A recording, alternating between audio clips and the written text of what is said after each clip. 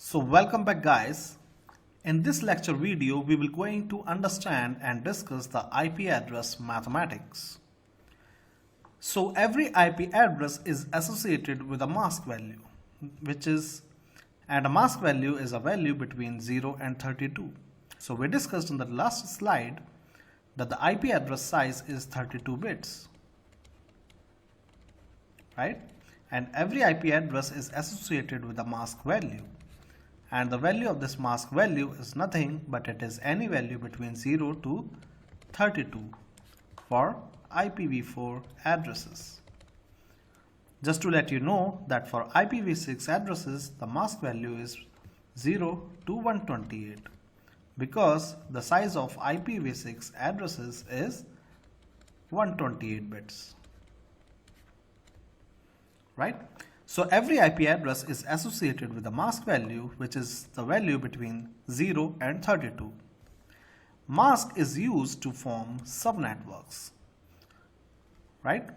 So when we say that we have a subnet, we should know the following three information regarding subnet.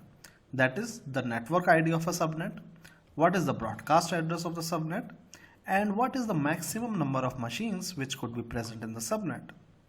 Yeah, that is true that you cannot place as many machines as you want in a given subnet. There is maximum limit on the number of machines which you can connect to a given subnet. So given a subnet, that is the IP address and the mask, we should be able to calculate these three information regarding a subnet. That is the network ID of a subnet, the broadcast address of the subnet, and the maximum number of machines which can be present in that subnet. So let us see how we can calculate each of these information for a given subnet. Let us take an example of machine B. So in our topology you can see that we have a machine B which has been assigned an IP address 11.1.1.3/24. So 24 is the mask value.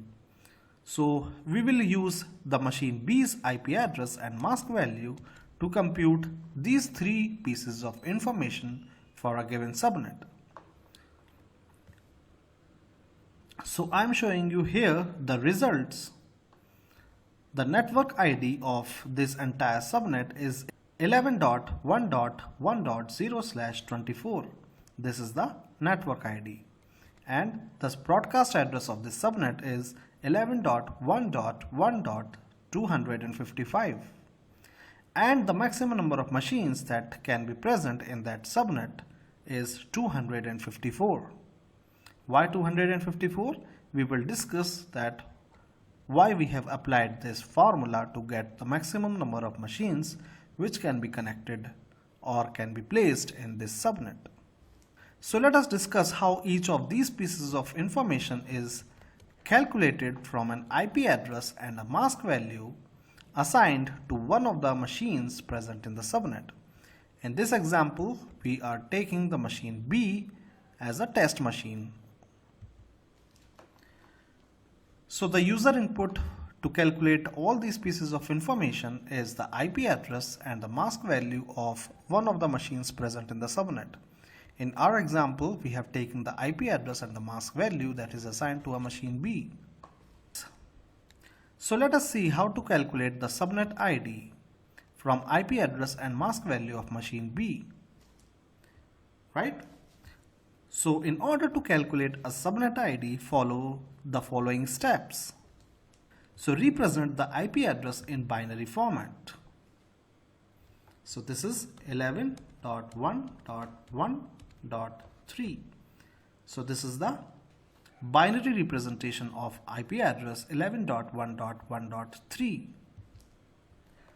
Now, next is to create a binary number B from mask such that first 24 bits are all ones and the remaining bits are 0.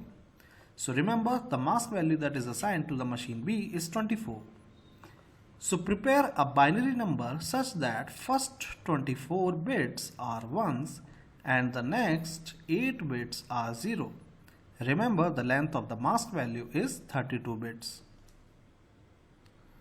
So in step 2, we have obtained a number in which first 24 bits are all ones and the next 8 bits are all 0. So to obtain the subnet ID, you just need to perform the logical AND operation of the binary number which you have calculated in step 2 with the IP address which you have calculated in step 1. So if you perform the binary AND operation between the results obtained from step 1 and step 2, the final result that you obtain is the following binary representation of IP address. So this IP address is 11.1.1.0 and this is what is the subnet ID. So this is fairly very simple. Follow the step 1, 2 and 3 to calculate the subnet ID. Now you can convert the result that you have obtained in step 3 into the decimal format, and after converting this binary number into decimal format you get 11.1.1.0/24, which is actually the network ID. Right? So this is fairly simple.